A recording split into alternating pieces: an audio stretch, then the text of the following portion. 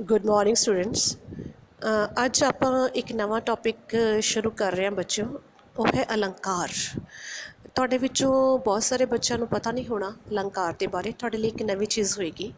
तो मैं तुहानूं थोड़ी जी जान पछाण अलंकार दियां किस्मां करवाउण तो पहलां अज दे वीडियो सैशन विच सिर्फ अलंकार दे नाल तुहानूं थोड़ी जान पछाण करवा रही हाँ कि अलंकार एक्चुअल च हुंदा की है। बच्चों अलंकार का जोड़ा शाब्दिक तौर पर अर्थ है वह है गहना, यानी कि वर्ड मीनिंग जो है गहना, हिंदी के गहने को अलंकार कहते हैं।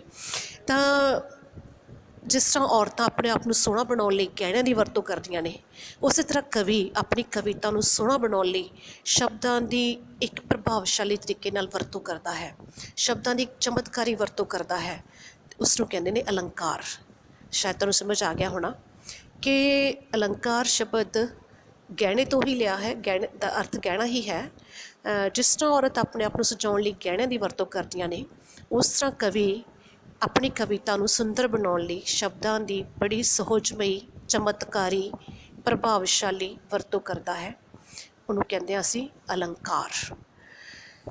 तुहाडे सिलेबस दे विच अलंकार जिन्हें उन्होंने पढ़न तो पहलां तुहानूं दस दिया अलंकार दीयां किस्मां किन्ने तरह दीयां हुंदियां ने। तीन है बच्चों। शब्द अलंकार जिहदे विच शब्दां नूं सोहणे तरीके नाल वरत के एक सहज पैदा किया जाता है, एक खूबसूरती कविता च पैदा की जाती है, एक चमत्कार पैदा किया जाता है। उन्हां सारे अलंकारां नूं कहंदे आ शब्द अलंकार। कई बारी शब्दां की वरतों इस तरीके नाल की जाती है कि अर्थ सोहने तरीके नाल उभर के सामने आउंदे ने। मतलब जिहड़ा चमत्कार ਜਾਂ सोच है तो शब्दों की बजाय अर्थां दे नाल पैदा हुंदा है, तो उत्थे अर्थ अलंकार कहा जाता है। जदों शब्द ते अर्थ दोनों मिल के कविता की खूबसूरती च वाधा करते होण तो उन्होंने शब्दार्थ अलंकार कह दिता जाता है।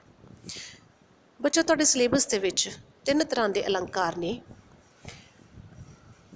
दृष्टांत अलंकार की एक उदाहरण मैं तुहानूं इत्थे दिंदी हां। तुसीं अक्सर ये फेमस लाइन्स सुनिया होनियां।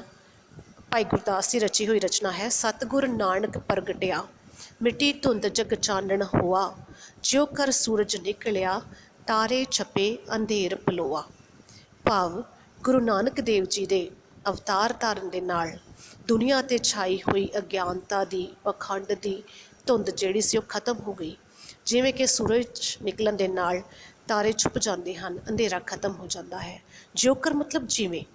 हुण जदों कहंदे ज्योकर सूरज निकलिया, जिवें सूरज निकलन के नाल इस तरह हुंदा है, उस तरह गुरु नानक देव अवतार धारण नाल ये स्थिति आई। तो इत्थे उन्होंने की दिता, एक उदाहरण दी। उदाहरण नूं असीं कहंदे हां दृष्टांत। तो इत्थे असीं कहंदे हां कि दृष्टांत अलंकार की वरतों हुई है। तो जे साहित्य की गल करिए, बहुत सारे अलंकारां की वरतों जिहड़ी है इन्हां विच कीती जांदी है। पर तुहाडे सिलेबस दे विच अनुप्रास अलंकार, अनुप्रास इत्थे मिस हो गया, रूपक अलंकार ते उपमा अलंकार तीन तरह के अलंकार ने बच्चों। कल असी अनुप्रास अलंकार दे बारे पढ़ांगे।